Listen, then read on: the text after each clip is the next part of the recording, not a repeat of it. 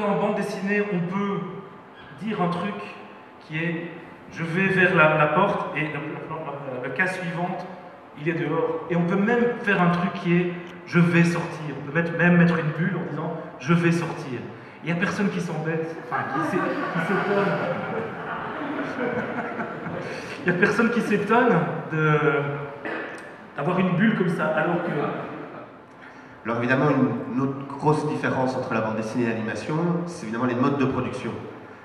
Donc, basiquement, même si j'imagine que tout le monde est adepte et comprend tout, mais par rapport, simplement expliquer que la bande dessinée, basiquement, se fait tout seul dans son coin, mais il y a un peu de rasthénique comme tous les auteurs de BD, tandis que l'animation est un travail forcément de groupe. Tout à fait. En effet, Olivier, je trouve que c'est pertinent de dire, et je vais compléter ce que tu veux dire. Voilà. Et pendant ce temps, Arthur a préparé l'extrait du Zombininium Flash pour voir. Donc la bande dessinée se fait généralement seule, avec un scénariste, mais globalement, on n'est vraiment pas grand monde dans la production. En plus, si on met l'éditeur, on est 3. Mais c'est le maximum.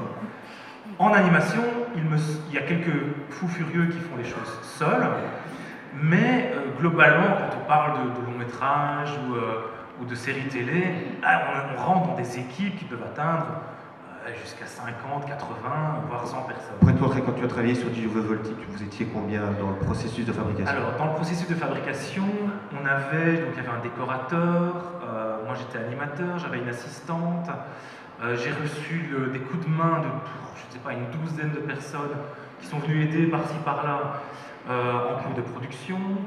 J'avais ma coloriste, qui était aussi assistante de production, il y avait les 2 producteurs, puis après il y a toute l'équipe, ça c'est l'image, puis il y a eu du compositing, j'ai reçu des coups de main pour le compositing. T'attends le dos le matin, devant la machine à café, ça c'est vrai que c'est très important, mais il se trouve que, enfin dans mon expérience personnelle, j'ai travaillé plusieurs fois sur des projets à plusieurs, et j'ai réalisé que plus je travaillais avec des gens, plus j'avais l'impression que le côté personnel et la spontanéité, la sincérité de mes projets se diluaient en fait dans le nombre de personnes. C'est-à-dire qu'on rejoint un peu la phrase de Desproges qui est de dire l'intelligence est divisée par le nombre de personnes. Bon, je pense qu'il parlait d'une tribune de stade de foot quand il disait ça, mais je trouve, là on pourrait dire la sensibilité artistique parfois est divisée par le nombre de personnes, et j'ai l'impression que, alors peut-être que l'avenir me donnera tort, parce que là je commence à travailler sur le long métrage de Zombininium et je suis en train de me rendre compte que d'ailleurs ça se passe très très bien. Donc, ton premier long métrage, il l'a fait seul. Voilà, les crabes, je les ai fait seul, vraiment sans personne, et par contre le seul court métrage que j'ai fait où on était une équipe, ça s'est pas super bien passé, enfin si ça s'est bien passé, mais il y a eu une très bonne ambiance, mais le film, voilà, ça a pris plus de temps, il y a eu des petites tensions, donc alors peut-être que c'est cette expérience-là qui me fait penser ça. Est-ce que ça ne veut pas dire que l'animation, l'image de l'animation ne se suffit pas elle-même? Est-ce que c'est pas une preuve de faiblesse par rapport à la force de la narration bande dessinée? Non, je pense qui que n'a pas besoin de son.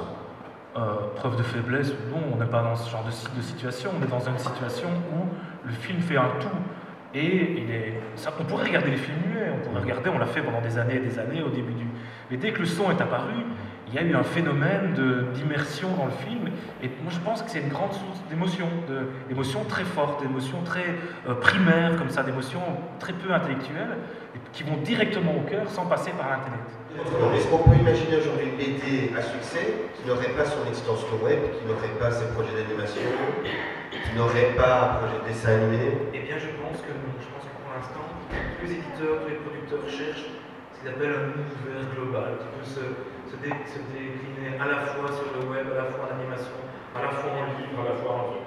C'est quelque chose que j'ai entendu souvent. Il nous faut un truc global. J'ai pensé à un truc et automatiquement sorti de mon cerveau. J'avais un exemple parfait. Oui, c'est ça. Il y a cet exemple de Walking Dead, qui est un produit audiovisuel, mais qui est aussi un fabuleux jeu. Qui est un fabuleux. Enfin, Walking Dead, c'est aussi un très bon exemple. C'est un jeu vidéo, c'est des comics, c'est une série. À la base, c'était qui a été adapté, évidemment. Qui est une série. Voilà, quand on adapte un truc comme ça, enfin, je veux dire, tous les producteurs du monde se disent si je pouvais avoir un Walking Dead. Et donc, fatalement, ils vont dans une librairie, ils achètent des BD, et ils se disent, est-ce que je peux agrandir Walking Dead avec ça? Non. Ah, ça peut être que oui. Enfin, tu vois, je veux dire,